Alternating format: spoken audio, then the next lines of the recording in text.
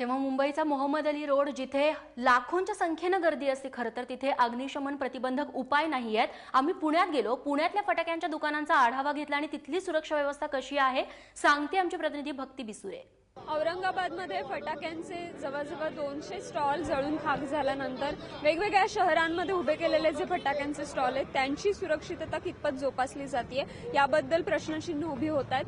पुण्यामधल्या नदीपात्राच्या परिसरामध्ये साधारणपणे एक 40 फटाक्यांचे स्टॉल जे आहेत ते सध्या दिवाळीच्या निमित्तानं फटाक्यांची विक्री करतात। या नदीपात्राच्या परिसरात 40 फटाक्यांची दुकानं जी आहेत ती लावण्यात आलेली आहेत। हे अशा पद्धतीचे गॅस सिलेंडर्स आहेत जे जर काही दुर्घटना झालीच तर तिच्यामधून लोकांना वाचवायचं किंवा होणारं नुकसान हानी जी आहे ती टाळायची म्हणून अशा पद्धतीचे सिलेंडर्स जे आहेत ते प्रत्येक फटाका स्टॉल धारकाकडे असणं अगदी गरजेचं आहे आणि तशा सूचना ज्या आहेत त्या फायर ब्रिगेडकडून किंवा पुणे महापालिकेकडून या सगळ्या स्टॉल धारकांना देण्यात आल्यात।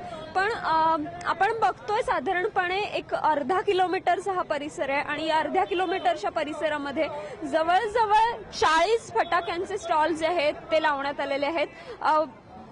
पण या संपूर्ण रस्त्यावर या संपूर्ण परिसरामध्ये कुठेही जवळपास सुद्धा फायर ब्रिगेड ची माणसं दिसत नाहीत। फायर ब्रिगेडचा जो बंब अशा ठिकाणी अशा संवेदनशील ठिकाणी खरं म्हणजे असायला हवा तो असलेला दिसत नाही।